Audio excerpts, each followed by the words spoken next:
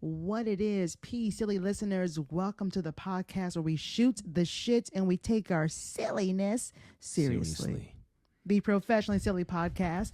It's your audible boo thing, Amber Smiles Jones, and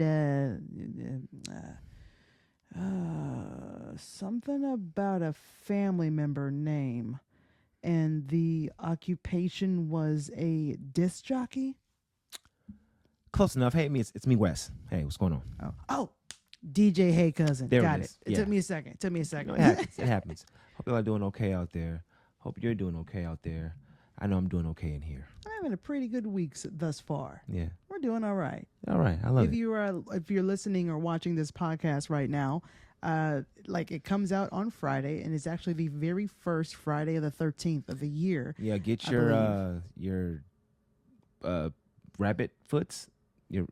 Yeah, whatever you do to celebrate. Yeah. It's Friday the 13th. You terrify a small child, whatever it is. Yeah. Enjoy that. Now's the time. Celebration. Mm-hmm. It's all about acknowledging the important holidays.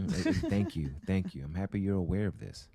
So this past weekend, I went to a pool party where I was celebrating my buddy's 50th birthday. Shout out to you, Jen, if you're listening. And she owns this amazing lesbian bar here in Atlanta called MSR, My Sister's Room. So if you want to check out a dope place to be gay or even straight, as long as you're an ally and you got some money going in there. Did you get a little backstroke in? Did you practice your backstroke? Oh, you know it. I hope so. or if I did, I don't remember because, ladies and gentlemen, I got entirely too drunk again. And there was one point where I was actually looking at my Instagram stories to figure out what happened. And I do not remember getting into the pool. As a matter of fact, I staunchly said to you before I left, I'm not getting in the pool because I don't want to get my hair wet. Yeah, I know. If I get my hair wet, I'll lose my curls. Yeah. And then you forgot you were a conscious being. Yeah, I was in the pool. Don't remember that. Yeah. Don't know how that happened. And there was a one point of the night where the food was all laid out or whatever, and people just kind of brought stuff. And someone had brought fried chicken wings, right? So I was like, ooh, I want some of them fried chicken wings. But I didn't want to be the first person to open up the fried chicken wings. I didn't want to be. And it's funny, too, because there was 2 other black people there. But at the time, it was only 2 of us. The third one showed up late. And anyways, it's funny because she saw me. I eventually decided to go ahead and get some. Yeah. But it was funny because the other black woman was there and she saw me eating the chicken wings and came over and said, "Girl, I'm glad you opened up the wings because I didn't want to be the first one." I said, "Bitch, me too." The thought was going around. Yeah, we don't want to be the stereotypical black person who's like, I want them fried chicken wings. So that was the first thing I wanted when I saw them. I ain't gonna hold you. Yeah, coming in hot, like, and you know what I'm saying, Publix fresh. Too. The Publix got some good ass Decent fried wings. More than decent, actually. Yeah. More than decent. So I was. Yeah, I'll give you that. Anyway, Juneteenth is coming up. That reminds me, which is also my birthday. So my birthday has to do with all of you. How are you feeling? It's another year. Literally, I feel old as fuck. You legit just dislocated my shoulder just touching me. Oh, snap. Sorry. I am aging Is that roughly. I was wondering what that pop was. Sorry about that. Yeah, it hurt. We'll pop it back in before the next segment. Thanks. Yeah. But yeah, you should feel good, man. You made it another year. I did decide that this year I was going to try to actually celebrate it. I'm lucky enough that on my birthday is Juneteenth, so I have off of work. But also at my day job, we have alternate Fridays off. Mm-hmm. And my birthday's on a Thursday, and it just so happens that this Friday or that Friday of my birthday weekend, I also have off.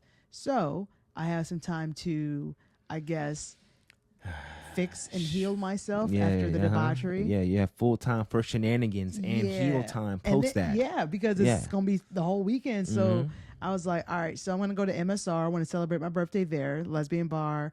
It's nice. I'm very single and open to mingle. That was lame. Please pretend I didn't say that. And so thank you. I'm sorry. I embarrassed myself. I embarrassed my family. I embarrassed my country. No, it's just you. Don't get anyone else involved. Fuck you. No, but I mean, here's the thing. For real. Here's the thing about a birthday. However you want to celebrate it, as long as you feel content, fuck that happy. doing it. You know, See, that's the thing.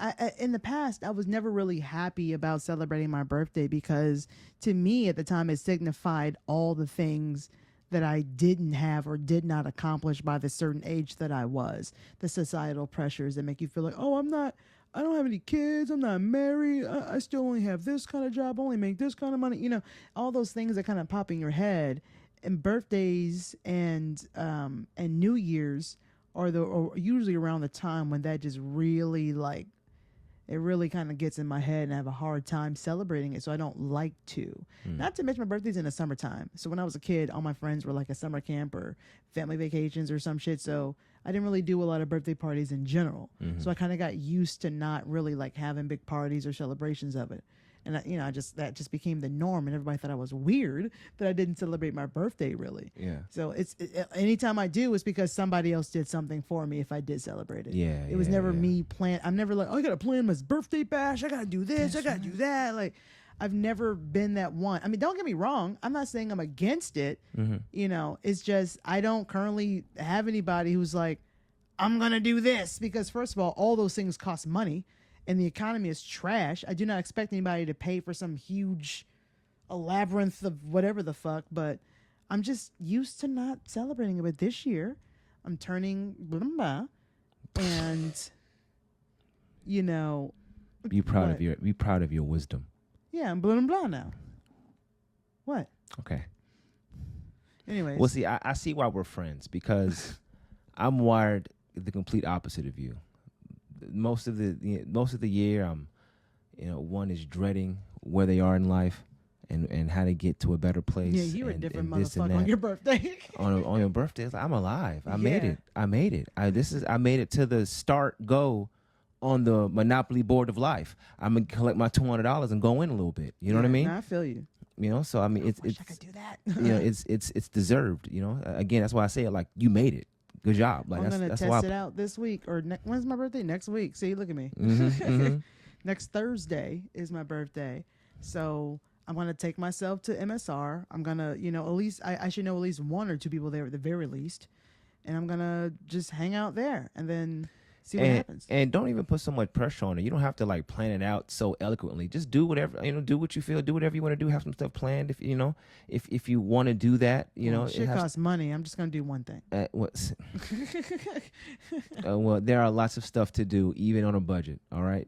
On a Thursday? Well, there's also the weekend too. All right, don't forget that. I don't want to spend that much money by myself. That's crazy. Well, you won't be by yourself. You ever thought of that?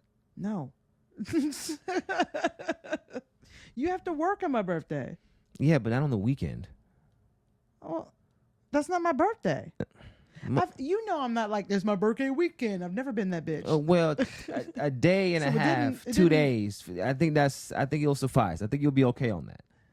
I promise you'll be okay on that. Listen, if you're watching, I want a MetaQuest 3 512 gigabytes. Everybody, that's if y'all could ever get her one thing, it's that thing. I literally talk about that every chance I get, trying to put it into the universe when I'm at the house. We'll be having a conversation. He's like, yeah, so, things are kind of hard at work, and I'm trying to figure out what I'm going to do. And I'm like, I get you. But make you feel better if you got me a MetaQuest 3, 512 gigabytes. Like a product placement. It's an ad or something. I'm like a live Facebook ad. Yeah. I'm your algorithm. I make it. Mm-hmm. There was an episode of Black Mirror about this exact situation. Yeah, you're probably right about that. Yeah. Make sure you guys subscribe, rate, and review if you want to show your support for this podcast. That's the best way to do that. Oh, and if you listen on Spotify, you can leave comments directly under each of the episodes that you listen to. As long as that feature is enabled, every podcaster on Spotify you can do that with. So here's the thing. I wanted to tell you something, man. There is some crazy shit going on before we get to the POC. Mm-hmm. Sydney Sweeney, the actress. Oh, with the huge boobies. The soap, yeah.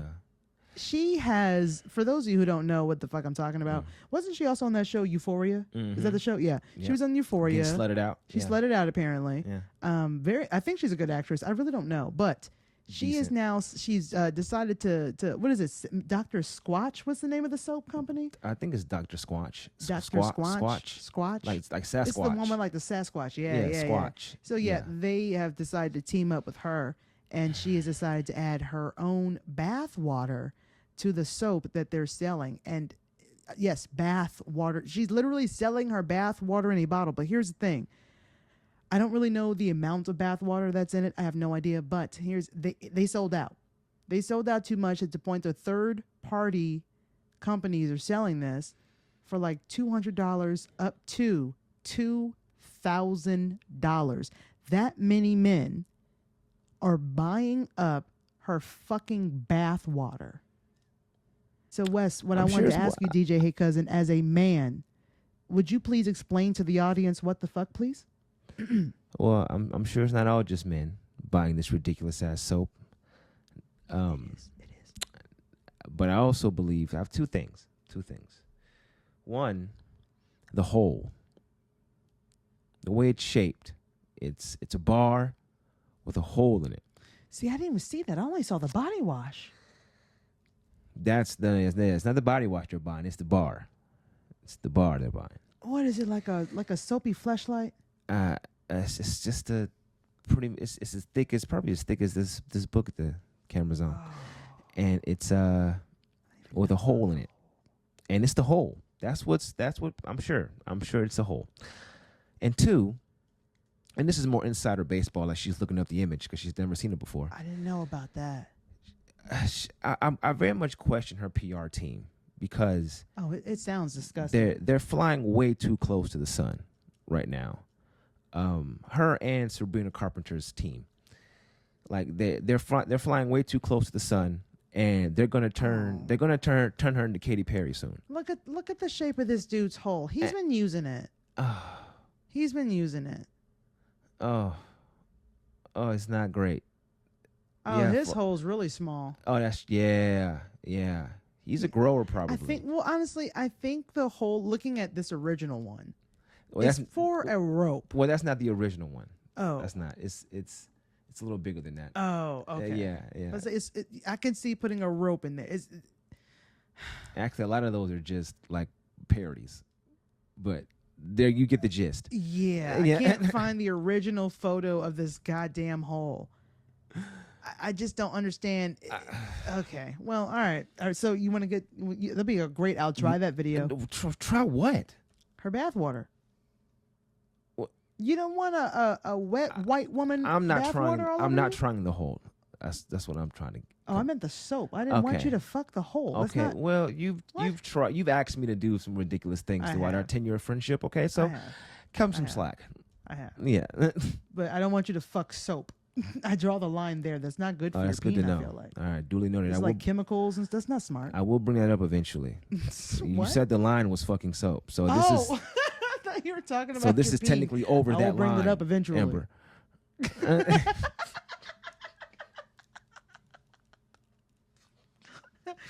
Hi, my name is Amber, and I go too far. All right, so that's a perfect segue to our POC Excellence segment. Perfect. It is not. But this is the podcast where the silly happens. I can't help it. I can't help what I say. We can't. I'm supposed to know what I'm saying? I don't. It's time for our POC Excellence segment. If you are unaware of what that is where I and Wes, we go ahead and we give our flowers to people of color who are doing and have done amazing things. Next, right here on the Professionally Silly podcast. All right, ladies and gentlemen, welcome back. You heard a transitional sound, so now we're on to the next segment. I want to talk to you guys about Fannie Lou Hamer. This is what she did. She was a prominent American voting and women's rights activist, community organizer, and leader of the civil rights movement. And she was best known for a lot of things. Let's start off with this. Fannie fought tirelessly for African Americans' rights to vote, often facing violence, resistance, and intimidation. So thank God for her. She got all of that started for us. Even though I voted, and every time I voted, it don't seem to fucking matter these days. Don't get me started. Yeah, well, she fought for the right. She fought for the right. She didn't say it was going to go well afterwards. Yeah, she didn't say the government would allow it to happen. Yeah. See? All right, so she worked closely with organizations like the Student Nonviolent Coordinating Committee, the SNCC, and the National Women's Political Caucus, okay? So she also had a few leadership roles. She served as a vice chairwoman of the Freedom Democratic Party, which she represented at the 1964 Democratic National Convention. She also co-founded the National Women's Political Caucus to recruit and support women in politics. That's what that's for. Nice. So because of her, people like Stacey Abrams and Stacey Abrams. I was editing and I realized what I said. I had to get that in there out of respect. All right, carry on. And what would have been President Harris, they're able to do what they're doing, and it's amazing. Yeah. Moving on, she's got a few other things I want to discuss here. She is also renowned for her captivating speeches. I'm going to share something with you guys that you may have heard before, a certain quote that I've heard since I was a kid, and I never knew who it actually originated from. So she's renowned for her speeches, often weaving together biblical references, personal anecdotes, and calls to action. Her famous "Sick and Tired of Being Sick and Tired" speech showcased her ability to invoke strong emotions in the audience. I've heard that quote a million times in movies and songs and poems, but I didn't know that it was her. I mean, all throughout pop culture, I mean, I would... Damn, I mean, if it was anybody else with some foresight, her estate would have copyrighted the quote, and they'd be getting some residuals every time somebody says it, a cent, 2 cents, or something like that. Right, she was Taylor Swift. She would have put that money on. You know what I'm saying? So that's amazing. This is also at a different time. Of course. This is in hindsight, of course. You know what I'm saying? But it's amazing what the echoes of your actions have throughout history. I agree with you. I don't know what anybody's going to remember me for once I'm gone. I just hope I'm remembered by someone. Exactly. You know what I mean? Just one person. And really, remembers me. That's really all you can really ask for at the end of the day. You know, so when I die first, from a bank robbery heist. Oh, it was going to be. I'm going out in a blaze of glory, buddy. Oh, I mean, I thought it was going to be something skydiving related. That's cool though. I like that. With slow motion. Yeah. No, I'm kidding. Bullets hurt. I don't like pain. All right, moving on.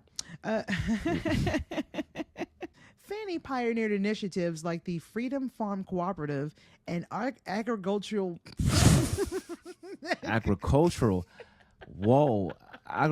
projects aimed at redistributing economic power, providing resources in African American communities. Thank you. That was the hardest sentence. When y'all watch the bloopers, you'll understand why he had to take over that sentence. Because the way it's edited is just going to be a jump cut to him handling this. Throughout her life, Fannie confronted racial segregation, voter suppression, and economic inequality, inspiring countries to join the fight for civil rights and social justice.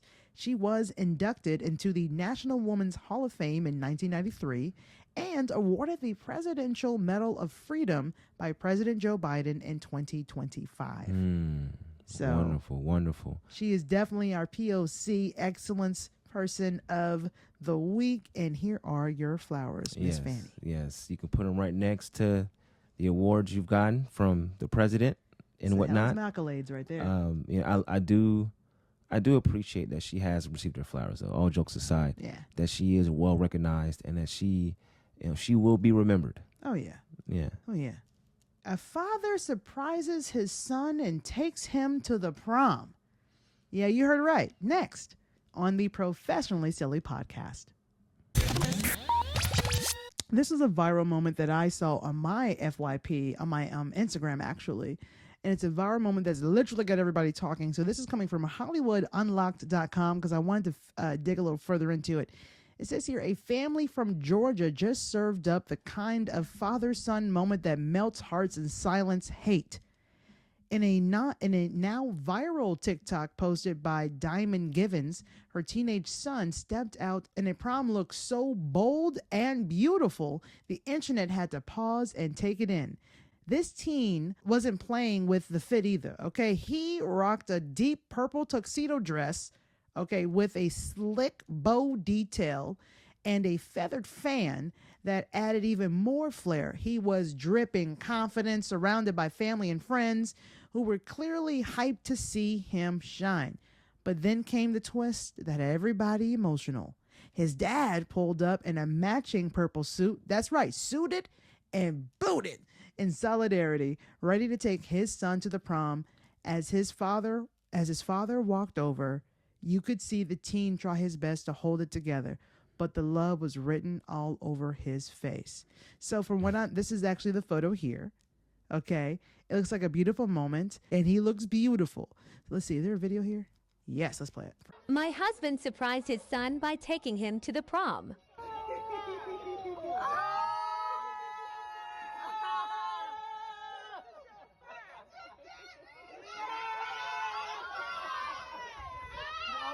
Don't mess up that makeup. Gather. Gather.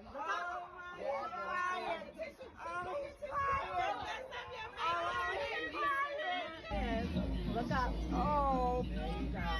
Oh, Mello's crying. He didn't know his pops was going to be there. He's crying. This is monumental. Oh, He do look beautiful though. yeah. Do look clean. I mean, oh, that's clean. That's clean. So yeah, let them tears drop. Don't fuck up your makeup. Right.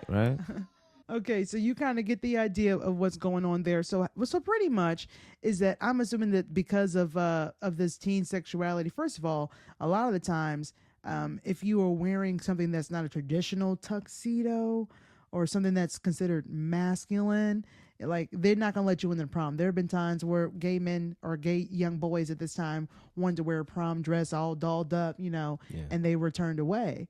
And he didn't have a date. His daddy said, "Hey, I'm gonna take my son to prom," but it wasn't just about supporting him, to go to the prom. It was about literally supporting and showing his son the acceptance that, hey, I love you. I'm gonna take you to this prom. We're gonna have a good time. I accept you, and I want the world to know that I accept you.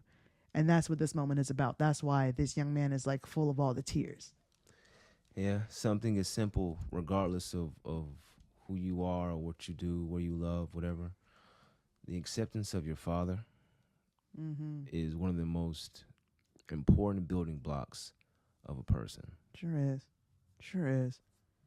And you have to, I mean, obviously, this as a black man in the black community, homosexuality is kind of faux pas. It's not really, you can't really, you can, but black men are taught not to do those kinds of things, or to even, not even just that, showing emotion alone, they're not allowed to do, let alone nails and a lace front. You know what I mean? So. Yeah.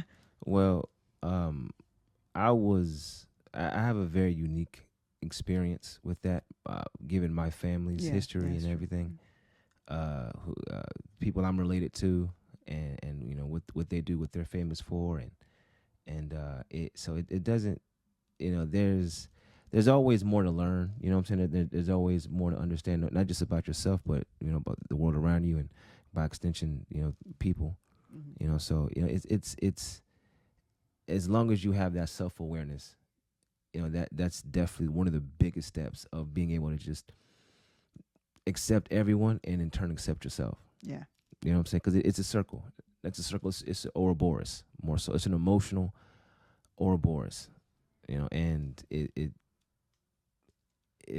difficult. But I mean, I see why people aren't built for it. I know we're all built out of the same components, but a lot of folks really they still can't quite get it. They still can't quite understand. And I mean, it sucks for them. I mean, some folks will learn, in that journey of acceptance, but some folks they're stuck. Yeah. They can't get out. Yeah. I was earlier today, I was telling you about, I was looking at my Netflix, looking at all these different things that are popping up, and I saw this other documentary series that popped up called Pray Away. And you can pretty much guess what that's about. Yep. It pretty much, for those of you who didn't get that, it sounds like it's pretty much about a documentary of people trying to pray the gay away, pray the gay away. And there was a time when people's families were sending them to these camps to get the gay out of them. Yeah. Just utilizing religion as a weapon and shaming these people to the fact to where a lot of people were committing suicide because they could not change. They were trying so hard not to be gay and it wasn't working and they felt like they were failing. And because of that, they couldn't go to heaven. They weren't going to be accepted. The families weren't going to love them. They weren't going to be able to be hired. They weren't going to be able to live their lives. So if I can't do the simple things of being a human being, then why should I be here? And unfortunately, a lot of my brothers and sisters, a part of the LGBTQIA plus community, have taken their lives because of this. And now I myself have not seen this documentary myself yet. I definitely plan on watching it very soon because it is very important part of our history, of our culture. And I want to see the truth. I want to see the things that have been hidden from us. And I think it's important. So if you want to go ahead and check that out too, go ahead, beware. Even the trailer made me fucking cry. Like I haven't even seen it yet and I'm in tears just talking about it. Yeah. Because I actually know a few stories from people that I know personally who have tried to commit suicide because of who they are, or who know people who unfortunately succeeded. You know, and it's just so having this beautiful moment of this father accepting his child, no matter what his child identifies as or what his child's sexuality is. That is a beautiful fucking moment because he has that support that a lot of people that are a part of our community do not have. And they just feel so alone. So happy Pride to everybody listening to this right now. And I'm saying it not just to the alphabet mafia, as what to call ourselves, but also to our allies. And most importantly, happy Pride to all of those who are not allowed to celebrate outwardly because it's not safe for you, or because you're scared, or whatever your reasoning may be. Happy Pride to you. You are seen and you are loved. And also happy Men's Mental Health Month as well. Happy Men's Mental Health Month as well. That is also very important. That is the month of June, the whole month of June. Sometimes they have these awareness months and weeks and stuff, but there's so many of them. You have to just like be reminded. So thank you for reminding us. There's another important thing that is often ignored is the mental health of men. As I said earlier, a lot of men are taught to just hide their emotions, not share it, not acknowledge it, and it has caused a lot of problems. And if you don't know a man personally who has dealt with that, think about men like Robin Williams. Think about men like Lee Thompson Young. Think about men like I forget his name. It was on the Ellen DeGeneres show. He passed away. The DJ. Yeah. Thank you. Yeah, I forgot his name, but yeah. But I do apologize for them having a little bit of a brain fart right now. Oh, no. But there are so many men who do not have the support that they need, to get through life. They're not allowed to share these emotions and these feelings that they're having. So they keep it inside. And that's not healthy for anyone. Especially when you've got the pressure of the world telling you that you need to provide and you need to do this. And I expect this of you because you're the man. You're a man. I know there's probably ladies listening to this. Shut up, bitch. No, well, I will not. Because it ties right back into this individual here receiving the love of his father. Exactly. That's again going back to one of the most important blocks of a person's well-being. This person got that. Yeah, 100%. I think because of this, the mental health of this child. He might be 18, I don't know, but of the person that we're discussing, it's going to be really good for their future to have the love and respect of their father. So that's amazing. All right, so let's move on to something hilarious. Yeah, somebody fall down some stairs or something, or fart. I'll tell you or what. I can fart right now if you want me to. Oh, word? Yeah, hold on. Oh. Nah, I can't do it on camera. Dang, I was waiting for that low key. That would have been crazy. Yeah. And you was pointing and you pointed at me too. You lifted your left cheek up. Damn, that was crazy. I tried to toot it up and boot it. You know what I'm saying? Yeah, that would have gotten all on me. But you know what? It would have been worth it. Next on the Professionally Silly podcast, I have a horrible first date story to share with you. It's the kind of story that if you actually have someone, and they're good to you, hold on to them, because this is an idea of what's going on out in these streets right now. This is why we're struggling. Well, I'm struggling. He seems to be doing all right. I am. I'm fine. But a lot of people aren't. Yeah, me. Next. I have a great, horrible first date story that I came across on Reddit. And I love the idea of sharing worst dates, whether they're first or whatever, is because, first of all, we all have been on dates or we're going to at some point in our lives. That's kind of how it works usually. If you haven't, then you haven't earned your stripes yet, your dating stripes. Yeah. I mean, there are a lot of people who just like fall into relationships who only, you know what I mean? And I wouldn't even say they're the lucky ones, but, you know, those are the cards that are dealt within the life of their relationships and whatnot. Yeah. But, I mean, I do think that kind of experience is useful and it's needed as far as understanding the totality of what you need and want as far as a person and that whole dynamic. It's an entire relationship interview. That's what it is. It is. And thank you for saying interview, because it is. We're both. I need to know your priors. I need to know how things went in your previous relationships, your whole facts. Yeah, you know what I'm saying. We're interviewing Give me each your other. whole facts. I like that. We're interviewing each other. Yeah. Okay, and sometimes folks aren't really given the best interview questions. They don't dress well. They didn't shower before. There's a lot of ways to ruin a good interview. We're about to figure out exactly what the fuck happened on this date. Let's go on to this Tinder trap. Tenderoni. Tenderoni. That's. I should edit that out just because. Well. All right, so it says here, I went on a Tinder date with a guy who is now in my contacts as do not answer penis pic.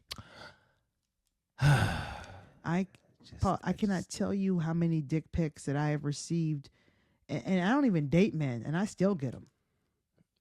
I could probably get a dick pic right now if I tried hard enough. I mean, so could I, but that's really just tells the folly of the dick pic overall. As someone who's only sent maybe less than 10 dick pics my entire life, I just don't fucking get it. Did you ever send it to someone who didn't ask for it? No. Thank you for that, actually. Thank you. That's so kind. That just feels like common sense. The bar is really low. It's really low. In it though. It goes on to say, prior to the date, he seemed normal. Don't they always?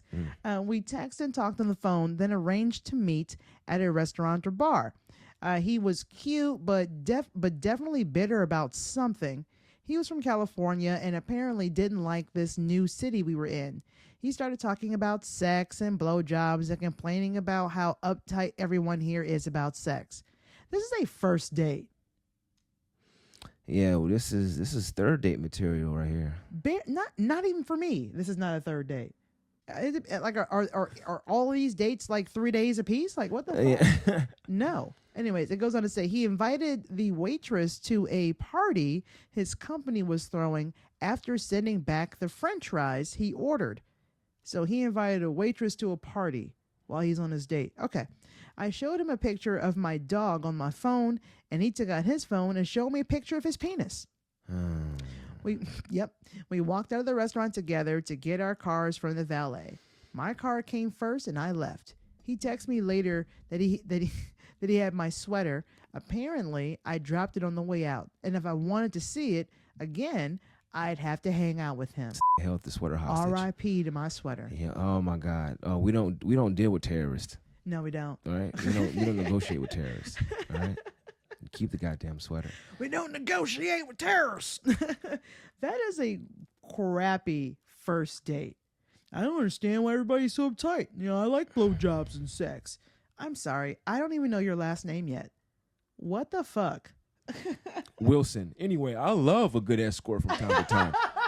They're on group party. Why was Wilson the one you went with? I can't help it. I don't know. But if your last name is Wilson, we know what you're thinking about. Yeah. Oh my goodness. And you know what it is? Well, this is just one of the theories I have. I'm not, let me not be so concise about it. Lay it on me.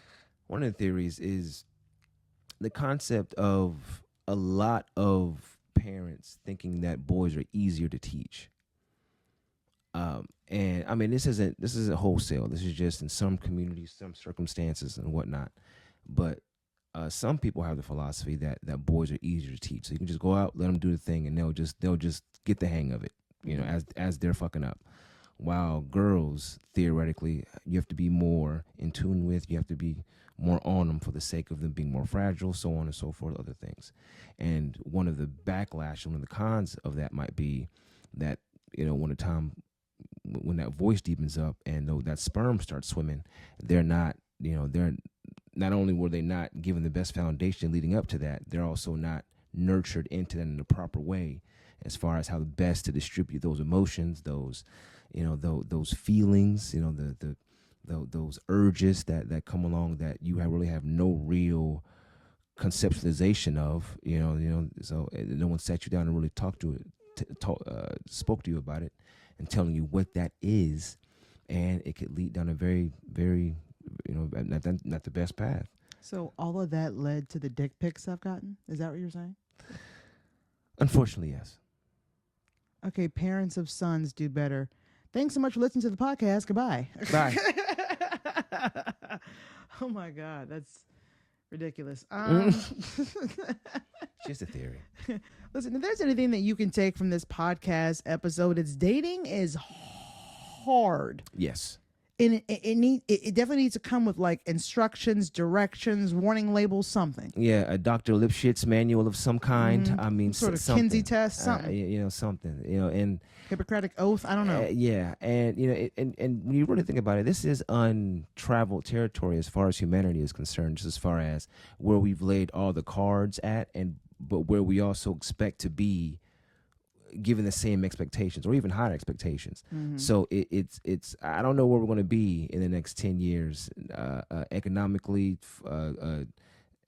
dating wise, as far as like, an overall society, but it's definitely going to be interesting to watch from my bunker. When the zombie horde comes, I'm sacrificing myself. I just give up. I mean, I have room for you. Oh, well, you didn't say that. Okay, yeah. All right, cool. I retract weird laugh and strange comment before that. All right. Thanks. Yeah. Professionally Silly Life rules. Everybody needs a warning label before dating. Mm-hmm. Shout out to the listeners because you guys are fucking titties. I love your faces, but most of all, I love the ears that are attached to them. Make sure you guys subscribe to this podcast if you haven't already, both on YouTube. If you're listening to this audibly, you can now see our reactions and all the crazy things that happen. Plus, you get to enjoy the strange bloopers at the end visually.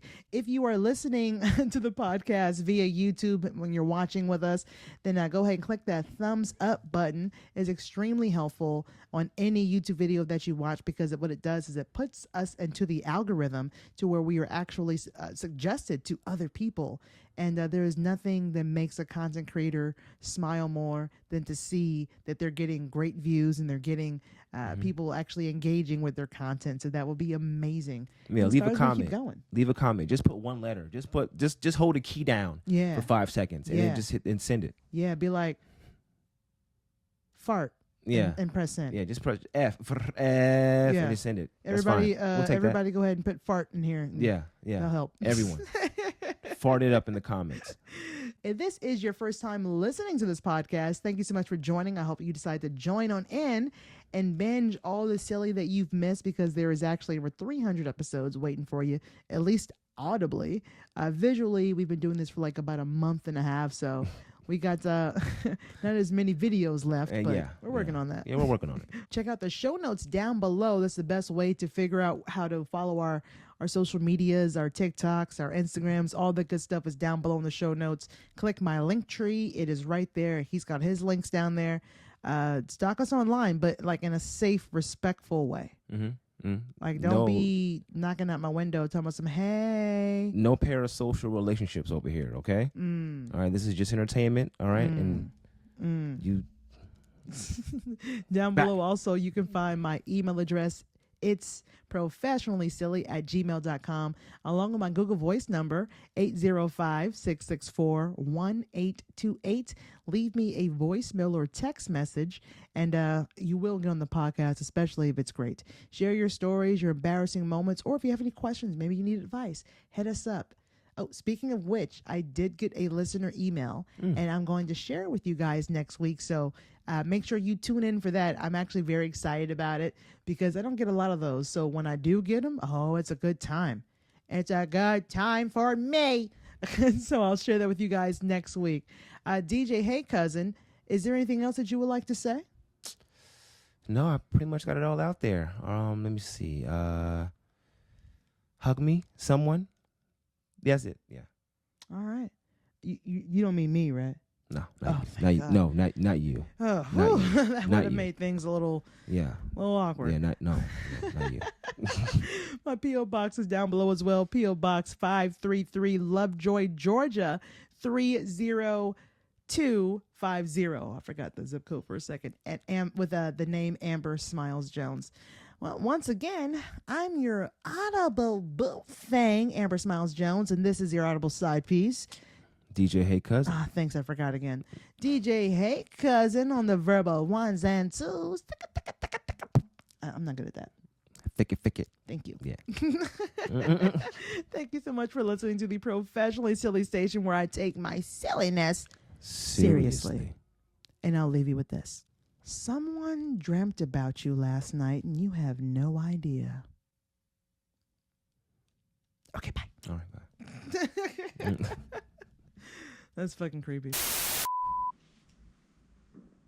I didn't hit record. The whole time? Just for a full minute. I thought it was recording and it stopped. I recording. did too. I don't know what the fuck happened. Check it. It's like stop it and check it. Okay. All right. We are visible. Yeah. We can be seen now. We're here.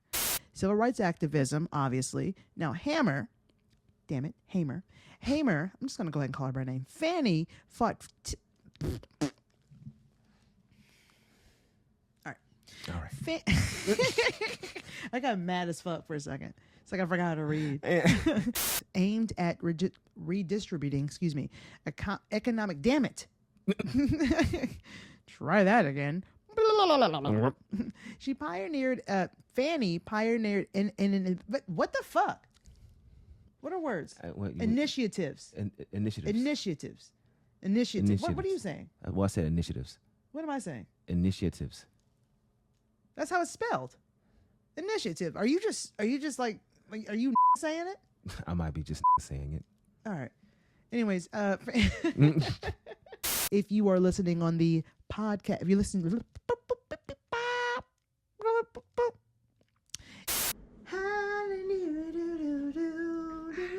did you get some? Goddamn, yes. Is there any more left? I feel like it's gone. I'm not sure. I think it's Let me see. maybe a little bit left. I just pumped me up like Popeye with spinach. You took the best part, man. You took all the spinach. Oh man. Red leather, yellow leather, red leather, yellow leather. Unique New York. Unique New York.